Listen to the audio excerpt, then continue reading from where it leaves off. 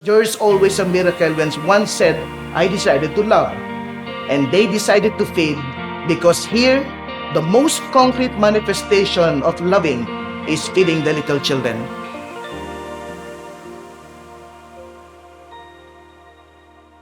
To feed is to love, and to love is to feed. This is actually my 5 years in Caloocan City. The Society of Jesus assigned me here 5 years ago to help the community or the poor community in their own struggle against extrajudicial killings. It was actually a difficult battle against the extrajudicial killings here. But after that, another battle came because here comes the pandemic. And it was in that pandemic for the past 3 years that we realized that the people here are so hungry. There's nothing to eat, especially the little children. There are 18 mission stations here in the diocese of Navotas, Malabon, and Caloocan. Unfortunately, those little children, they don't have anything to eat. So I decided to say and to think, yes, to feed is to love and to love is to feed. How can I reach these people? And the only thing that I realized that is actually concrete is to establish this Busog Puso program to be able to feed the hungry little children here in Caloocan. I started by feeding only 100 to 150 children. But more and more children are coming, and we realize that even the children in Caloocan, Navotas, and Malabon are hungry. Slowly, our own small program, our own 5 loaves of bread becomes a miracle.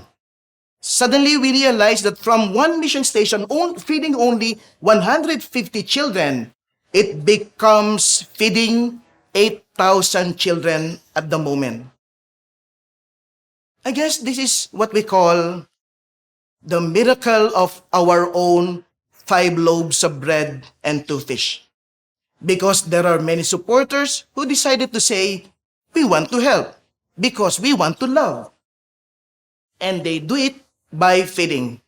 I remember, my friends, one of our benefactors came and said, Father Willie, how many children are you really feeding? And how many children who are actually hungry here? And I said, we are just feeding 8,000 children. Father, in reality, we realize that there are more than 50,000 children who are actually hungry. And we are just feeding only 8,000 children. And the benefactor said, Father, this is a failed program. We are not feeding everything. And I said, that's why our title is not Busog Chan. Because we realize that we cannot feed everyone. It is more on Busog Puso.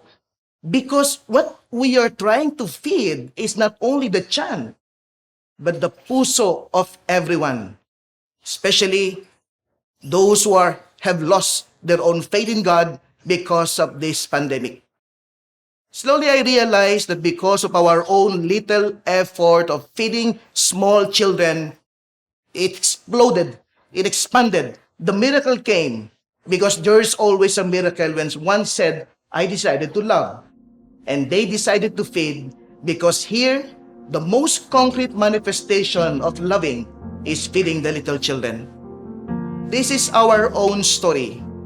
That in the end, when you feed someone with physical food, you are actually feeding them your love and the love of God. Learn to feed, and you will realize that you will become the presence of God here in our hungry world.